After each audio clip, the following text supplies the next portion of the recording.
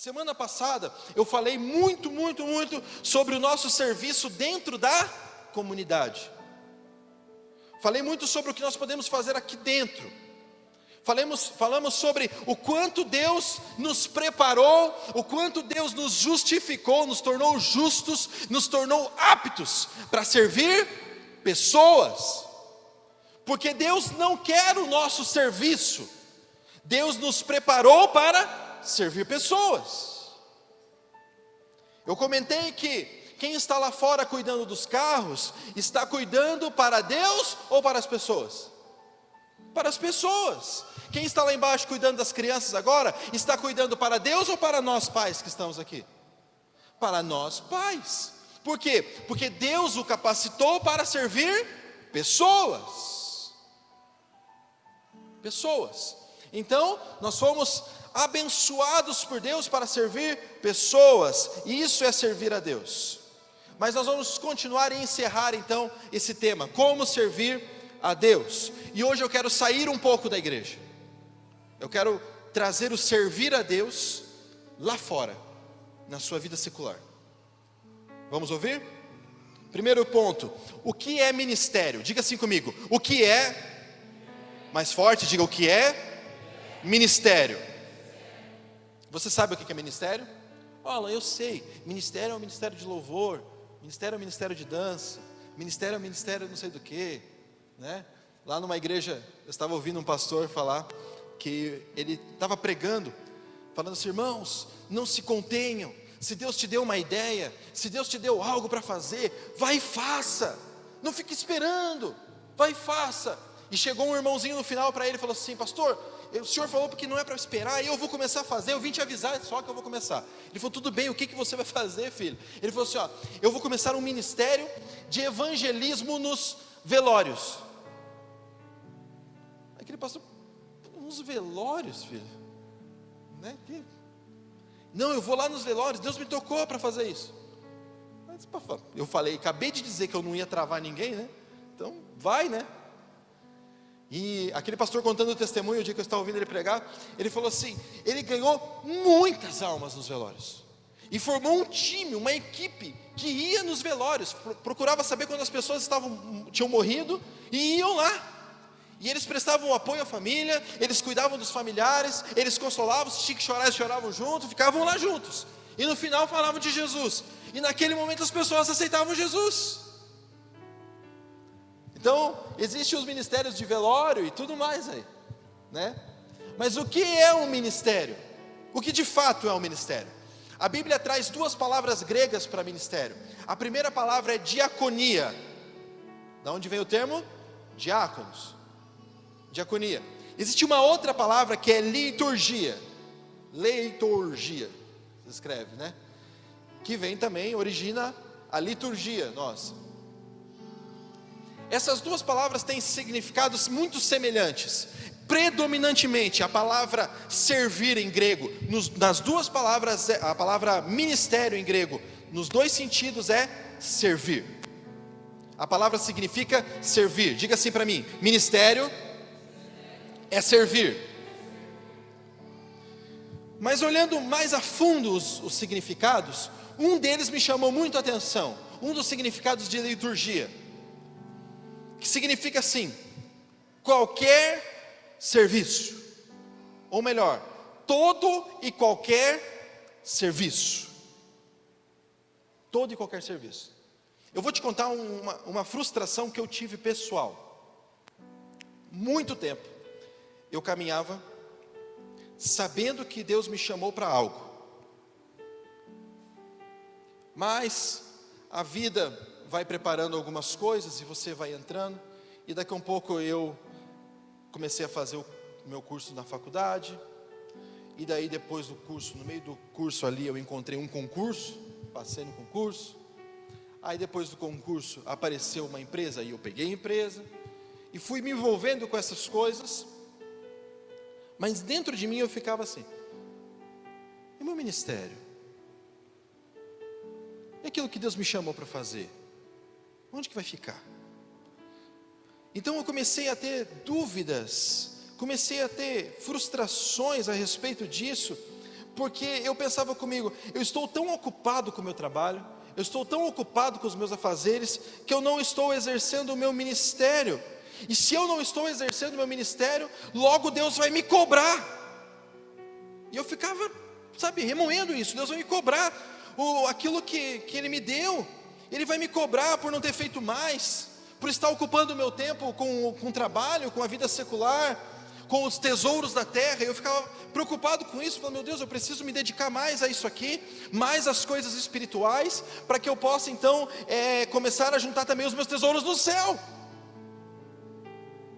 Eu ficava preocupado com isso, ficava ali, remoendo isso, e um monte de pensamentos que traziam para mim dúvida, que traziam para mim condenação, que traziam para mim tristeza, e eu ficava trabalhando nisso e pensando nisso.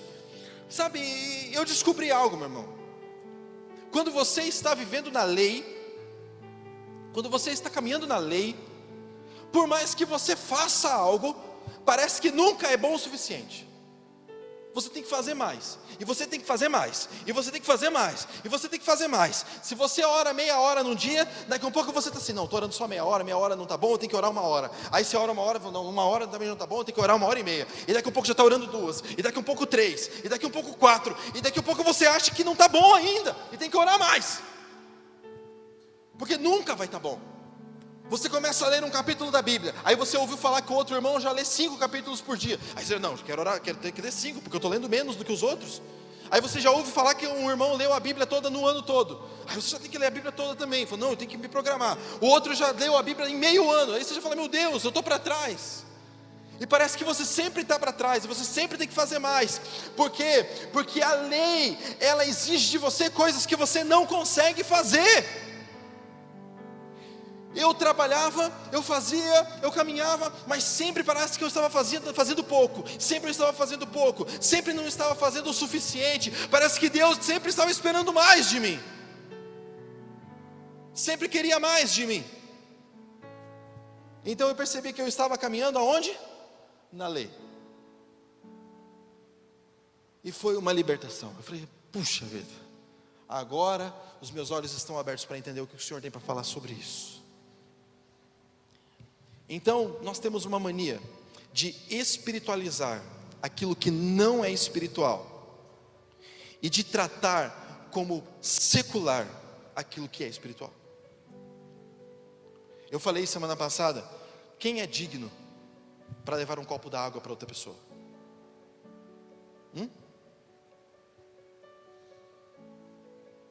O irmão entrou na igreja ontem, aceitou Jesus, está caminhando há 1 semana, 2 semanas, e manifesta o desejo de servir no nosso grupo de serviço, o grupo de diáconos, que é servir pessoas.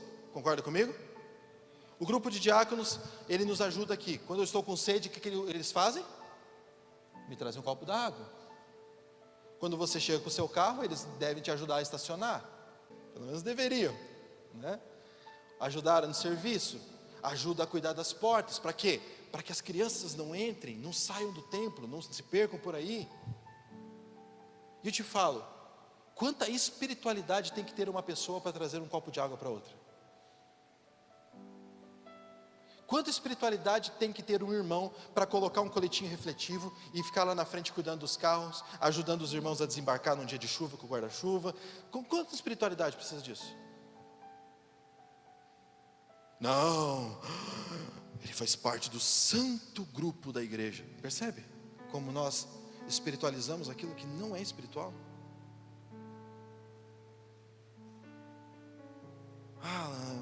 Mas é assim. Então, e nós também agora fazemos o contrário. Nós tornamos profano aquilo que é espiritual. Como assim, Alan? O que é espiritual e que nós tratamos como profanos? Quando eu te perguntei o que é ministério, quando eu coloquei esse tema, eu falei que ministério é todo e qualquer serviço. Então, meu irmão, todo e qualquer trabalho que fazemos é o nosso ministério. Vou repetir: todo e qualquer trabalho que nós desenvolvemos que nós fazemos, que foi proposto para nós, que nós assumimos, esse é o nosso ministério. Olha o que está escrito em Colossenses capítulo 3, versículos 23 e 24. Olha o que diz: em tudo que fizerem, tudo ali é o quê? Tudo é? Tudo, né? Eu brinco que tudo no grego significa o quê? Tudo. Em tudo o que fizerem, trabalhem de bom ânimo, como se fosse para o Senhor, e não para os homens. Em tudo o que vocês fizerem, façam como para o Senhor e não para os homens. Na minha versão diz assim, ó: tudo o que fizerem, façam de todo o coração, como para o Senhor e não para os homens. Continue. Lembrem-se de que o Senhor lhes dará uma herança como recompensa, e de que o Senhor é a quem servem, e que o Senhor a quem servem é Cristo. Vou ler na minha versão, diz assim, ó: sabendo que receberão do Senhor a recompensa da herança. É a Cristo o Senhor a quem vocês estão servindo. Todo e qualquer trabalho é feito para quem? Como para o Senhor. Todo e qualquer serviço é feito como para quem? O Senhor. Todo e qualquer serviço é um ministério. Todo e qualquer serviço é um ministério. Servir a Deus é servir pessoas. Parece que você está servindo pessoas. Quando você está no seu trabalho, parece que você está servindo pessoas. Quando você está na sua empresa, parece que você está servindo pessoas. Mas na verdade, esse texto diz que quando você está lá, você está servindo na verdade a quem? A Deus. O seu trabalho, você parece que está servindo pessoas, mas na verdade você está servindo a Deus. Meu Deus. Alan, me dá um exemplo do que é ministério na prática. Na prática, o que tanto que é esse ministério? Olha o que está escrito em Colossenses, no capítulo 3 também, mas no versículo 18. Vamos ler um pouquinho antes. Isso aqui é um ministério. Esposas, sujeite-se cada um ao seu marido, como é próprio a quem está no Senhor. É um ministério. A esposa se sujeitar ao marido é um ministério. É um serviço. Continue. Maridos, ame cada um a sua esposa e nunca a trate com aspereza. É um ministério. Homens, estão aqui? Esse é um ministério que Deus confiou na sua mão. Continue. Filhos, obedeçam de vez em quando lhe agradar. É isso que está dizendo? Não. Obedeçam sempre aos seus pais, pois isso agrada ao Senhor. E quando você obedece aos seus pais, você obedece na verdade ao Continue. Pais, estão aí os pais? Não irritem os seus filhos, para que eles não desanimem. Tem pai que é dureza, meu irmão. Uma vez eu estava no retiro de jovens, e nós ministramos essa palavra, e daí em casa o pai falou mais duro com o filho, aí o filho falou assim: mas na Bíblia também está escrito que o senhor não deve me irritar. Sem revelação nenhuma, né? Continue. Olha o que está dizendo aqui, ó: escravos. Agora eu vou transferir isso aqui para nós. Funcionários de empresa, você que não é dono do seu negócio ainda, em tudo obedeçam aos seus senhores terrenos, procurem agradá-los sempre, e não apenas quando eles estiverem observando. Sabe o que esse texto está dizendo? Quando o seu patrão não estiver lá, não é para você ficar no WhatsApp, não é para você ficar no Facebook, não é para você ficar no Instagram, roubando o dinheiro do seu patrão, que está te pagando para isso. Acertei alguém? e não apenas quando eles estiverem observando. Sirvam-nos com sinceridade. Trabalhe com sinceridade, não por causa do que ele é, mas por causa do seu temor ao Senhor.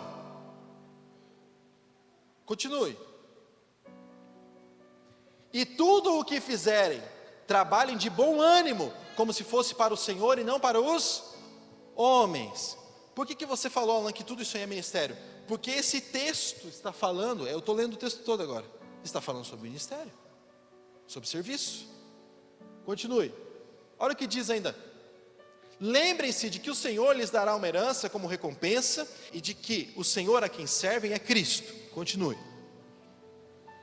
Mas, se fizerem o mal, receberão de volta o mal, pois Deus não age com favoritismo. Está dizendo o seguinte: quem planta, colhe. Você é um mau funcionário, mas quer ser patrão amanhã? Lembre-se disso. Isso não tem nada a ver com Deus. Deus não favorece ninguém. Mas eu sou da igreja, eu fui mal e agora a graça me alcançou, e se eu fui mal lá, eu não vou colher a minha maldade aqui. Ei, atenção nisso. Deus te vê como filho, te perdoou de todas as coisas, mas o que se planta, se colhe. O que se planta, se colhe, e não se foge disso. Tem outro texto que diz assim, de Deus não se zomba, o que o homem plantar, ele também colherá. Eu vejo pessoas que fazem muitas burradas. Mas para Deus está tudo certo. Sim, se você se arrepende, muda a sua maneira de pensar e anda com Deus, está tudo certo. Mas a colheita vem. A colheita vem. Você vai lá, trai o marido, trai a esposa. Você está correndo o risco de ficar sozinho, meu irmão. Deus vai te perdoar? Vai. Deus vai te tratar com o mesmo zelo, carinho? Sim. Mas você pode perder sua família. Se a esposa, seu marido não quiser você de volta, um abraço. Continue. Olha lá. Senhores, agora está falando com os patrões. Senhores, sejam justos e imparciais com os seus funcionários. Lembre-se de que vocês também têm um Senhor no céu. Isso é ministério. Isso é serviço. Lá fora, Deus encara a sua vida dessa forma. Não ache você que apenas o que você faz dentro da igreja, dentro da comunidade, é serviço para Deus. Para Deus, a sua vida inteira é dele. Tudo o que você faz é para Ele. Isso é na prática. Segundo ponto, ministério em tempo integral. Você sabe qual é o seu propósito de vida? Você sabe para que você nasceu? Quando você não sabe para que você nasceu, quando você não sabe qual é o seu propósito de vida, o propósito central da sua vida, sabe aquele que não adianta você ir para a esquerda nem para a direita, você sempre está com aquilo ali na cabeça, sempre aquilo ali. Aquele ali é o seu propósito central. Eu não vou falar sobre como descobrir o seu propósito hoje, não temos tempo de fazer isso. Seria fantástico, um outro dia. Mas se você não sabe qual é o seu propósito, isso causa uma tristeza, isso causa, sabe, na sua vida insegurança, isso causa na sua vida algumas coisas terríveis, você caminha meio perdido, meio sem direção. Então é importantíssimo você saber qual é o seu propósito de vida. Agora também existem quem sabe o seu propósito de vida. Se você já é um cristão maduro, que está caminhando com Deus há um tempo, você já sabe qual é o seu propósito de vida. E saber o propósito de vida também causa ansiedade, se você não souber lidar com ele. Também causa ansiedade, porque nós começamos então a assumir propósitos, a assumir trabalhos que Deus não nos pediu para fazer, tentando alcançar o propósito que Deus nos deu. Queremos ajudar a Deus a assumir o nosso propósito.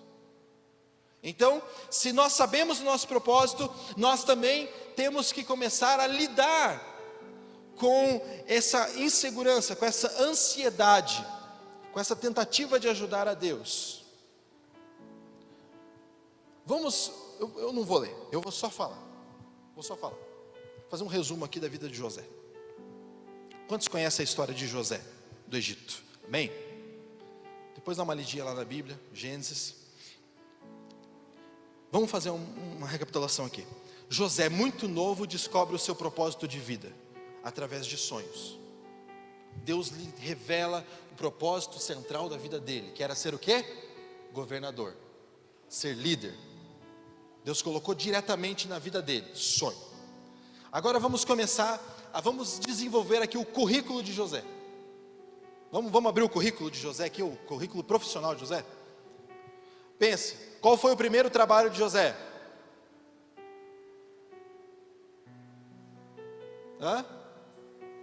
Primeiro trabalho profissional dele, escravo. Ele ajudava ali, obedecia o pai e tal, mas o primeiro trabalho profissional dele qual foi? Escravo de Potifar. Ele estava servindo, trabalhando como escravo na casa de Potifar. Deus permitiu que ele achasse graça aos olhos de Potifar, porque tudo que José fazia para Potifar ou fazia para o Senhor? Para o Senhor. Aí ele é promovido dentro da casa de Potifar. Coloca mais lá no currículo dele. Promoção para governante da casa de Potifar. Promovido. Fazia com o mesmo zelo, ao ponto de Potifar confiar tudo nas mãos dele, menos a mulher. A mulher se insinua para ele. O que ele responde? Ai de mim, pecar contra Potifar. É isso que ele falou? Ai de mim, pecar contra o meu Deus. Porque tudo que ele fazia era como para o Senhor. E ele, então, por causa de uma mentira, é demitido por justa causa. Coloca lá na carteira dele. Demitido por justa causa e vai preso. Lá na prisão, ele se torna serviçal. Lá na prisão, coloca lá no currículo dele. De preso, ele se torna serviçal. Quem imaginaria que um serviçal ia se tornar governador? Assim. O próximo cargo dele era governador do Egito. Quem imaginaria isso? Ninguém. Mas coloca lá no currículo dele. Ele sai de serviçal para governador, para o propósito dele. Tudo o que ele passou, todos os empregos dele na vida, ele fez para os homens ou fez para Deus? Fez para Deus. Todos os empregos dele. Todos os empregos dele levaram ele para o propósito dele, sim ou não? Sim. Meu irmão, não despreze o lugar que Deus colocou você. Você pode não entender, mas Ele colocou você lá. Agora, se você faz como para os homens, pode ser que as coisas não dêem muito certo, porque o que você plantar, você também colherá. Então, cuide daquilo que Deus colocou na sua mão. Cuide daquilo que Deus colocou na sua mão. O lugar que você trabalha hoje é um ministério que Deus tem para você em tempo integral. Você sabia que você trabalha para Deus o dia inteiro? Que não é só o pastor que tem ministério em tempo integral, que você também tem? Você também tem um ministério em tempo integral. Olhe para a pessoa que está do seu lado e diga para ela assim: ei, daí, qual é o seu ministério em tempo integral? Deus te colocou ali. Você já está trabalhando para o Senhor todos os dias em tempo integral. Ele te colocou lá para você ser uma extensão do reino de Deus lá. Ao invés de você ficar reclamando do seu emprego, dos seus companheiros de trabalho, lembre-se, Deus te colocou lá para servir pessoas. Lembre-se, não despreze o seu trabalho, não despreze o seu cargo, não despreze a empresa que Deus te colocou ou a empresa que Deus te deu para você cuidar. Não despreze, você está servindo a Deus, servindo pessoas naquele lugar. Você está servindo a Deus, servindo pessoas naquele lugar. Não ache você que só está fazendo coisas para Deus quando você está trabalhando na igreja. Tudo o que fazemos é como para o Senhor. O seu trabalho fora da igreja é para o Senhor. Servir a sua família é para o Senhor. Servir pessoas em todos os lugares é servir ao Senhor. Você foi chamado para servir a Deus, servindo pessoas. Você foi chamado para isso. Você foi chamado para servir a Deus, servindo pessoas. Diga assim comigo: eu fui chamado para servir a Deus, servindo pessoas. Vamos concluir. Filipenses capítulo 2, versículos 1 até o 7. Há alguma motivação por estar em Cristo? Há alguma consolação que vem do amor? Há alguma comunhão no Espírito? Há alguma compaixão e afeição? Então completem a minha alegria concordando sinceramente uns com os outros, amando-se mutuamente e trabalhando juntos com a mesma forma de pensar e um só propósito. Continue. Não sejam egoístas, nem tentem impressionar ninguém. Sejam humildes e considerem os outros mais importantes do que vocês. Não procurem apenas os seus próprios interesses, mas preocupem-se também com os interesses alheios ou os interesses dos outros. Continue. Tenham a mesma atitude demonstrada por Cristo Jesus. Qual é a atitude demonstrada por Cristo Jesus? Vamos continuar. Qual que é? A atitude é essa: embora sendo Deus, não considerou que ser igual a Deus fosse algo a que devesse se apegar. Não considerou que o cargo, o ministério, o chamado dele era algo para ele humilhar os outros. Não. Era algo para quê? Continue.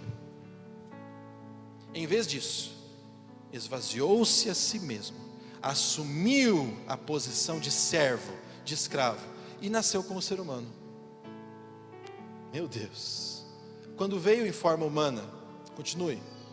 Quando veio em forma humana, humilhou-se e foi obediente até a morte de cruz. Vamos ler mais um só. Era até o 7, mas tudo bem. Por isso Deus o elevou ao lugar mais alto, de mais alta honra, e lhe deu um nome que está acima de todos os nomes. Meu Deus do céu. Tudo que fazemos buscando a aprovação de Deus é reprovável. Não faça nada tentando impressionar a Deus. Não faça nada tentando impressionar pessoas. Não faça nada tentando se auto-justificar. Não faça nada dessa forma, porque isso é uma obra morta. Deus não pediu essas coisas para nós. Deus não pediu para você impressionar pessoas e nem impressionar a Ele. Deus não pediu para você fazer nada para ser justo. Deus não pediu essas coisas. Se você faz essas coisas, então é uma obra morta. Tudo o que fazemos para buscar lucros acima de tudo, tudo o que fazemos pensando unicamente nos nossos próprios interesses, é uma obra morta. Jogue fora essas coisas. Jogue fora. Dessas coisas nós devemos nos arrepender, mudar de direção, mudar a forma de pensar. Lembre-se o que eu comentei semana passada: filhos maduros, eles pensam nos interesses dos outros. Filhos imaturos pensam nos seus próprios interesses. O filho maduro é o que se dispõe a servir pessoas, independente do cargo que ocupará. Pode ser o cargo de líder, pode ser o cargo de zelador. O único interesse do coração de um homem maduro, de uma mulher madura, é servir o próximo, é servir pessoas. O filho maduro pensa em servir fora do ambiente da igreja. O filho maduro sabe lidar com a esposa, ou sabe lidar com o marido. O filho maduro sabe lidar com os filhos. Ele sabe lidar com empregados e sabe lidar com patrões. Sabe servir na cadeia e também sabe servir no palácio. Filho maduro sabe fazer essas coisas. Filho maduro sabe que foi Deus que lhe deu tudo, e que tudo o que ele tem é para servir pessoas. Ele se importa com o interesse dos outros, e Ele trata os outros como se fossem maiores do que Ele mesmo, porque Ele mesmo é uma cópia de Jesus na terra. Porque Ele mesmo é uma cópia de Jesus na terra. Ele está servindo a Deus, servindo pessoas. Ele serve com amor, Ele serve com um sorriso no rosto. Ele cuida dos carros lá fora como se fossem os seus carros. Ele cuida das crianças da igreja como se fossem os seus próprios filhos. Ele toca com zelo. Ele tem a empresa como um ministério, e Ele cuida do seu patrão como se a empresa fosse dele também. O patrão pode sair e deixar ele ali, porque ele sabe que aquilo que ele tem ali na mão foi Deus que deu para ele. Foi Deus que deu para ele. Filhos maduros não reclamam do seu trabalho ou do emprego que tem. Meu Deus. Eu quero encerrar dizendo que os maiores cargos da sua empresa, os maiores cargos dessa cidade, as posições mais altas do governo estão disponíveis para você. Elas estão disponíveis para você se você quiser. Elas estão disponíveis, estão ao seu alcance se você quiser. Mas você precisa entender uma coisa: você pode ocupar esses lugares se você estiver disponível a servir pessoas com aquilo que Deus te der. Você está disponível a isso? Como que vai ser esse ano? Como que vai ser 2020 para você? Como é que vai ser no seu trabalho esse ano? Você vai trabalhar como sempre trabalhou? Você não vai ter resultados diferentes fazendo as mesmas coisas. Faça diferente. Nós estamos começando uma década nova, não é só um ano novo. 2020, a Bíblia trata décadas com uma importância interessante, com uma importância maravilhosa. Então trate essa década nova como uma mudança de vida, uma mudança de direção. Faça diferente, meu irmão. Mude as coisas. Não viva da mesma forma. Mesmo jeitinho, mesmo trabalhinho, mesmo... Não, mude. Até hoje pensou só em você, pensou no seu carro, pensou na sua casa, pensou nas suas próprias roupas, pensou só em você mesmo. A partir de hoje mude, pense mais nos outros, pense mais em quem está do seu lado, pense mais em quem precisa mais. Pessoas estarão vindo, pessoas estarão começando a ser salvas, pessoas virão aqui para conhecer a Cristo Jesus, e elas precisam de pessoas servindo elas precisam de mulheres, homens, que querem cuidar dos seus filhos, enquanto eles prestam atenção na palavra da graça. Eles querem entrar aqui dentro, e às vezes eles não sabem aonde é o banheiro, e você estará atento para direcionar eles. Meu irmão, você não precisa ser um santo anjo espiritual para fazer alguma coisa aqui dentro. Você só precisa ter disposição. Sirva pessoas. Sirva pessoas. Ele morreu na cruz por pessoas. Ele criou o universo para colocar pessoas. Pessoas são mais importantes do que coisas. Pessoas são mais importantes do que essas cadeiras, que esse forro novo, que som. Pessoas são mais importantes do que pintura. Pessoas são mais importantes do que tudo. Levante de manhã pensando em pessoas. Pessoas que precisam ouvir Jesus, pessoas que precisam ser salvas.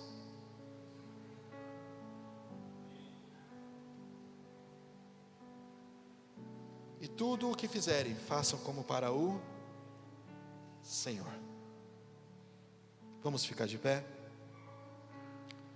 Vocês foram abençoados com essa palavra. Vamos aplaudir ao Senhor Jesus.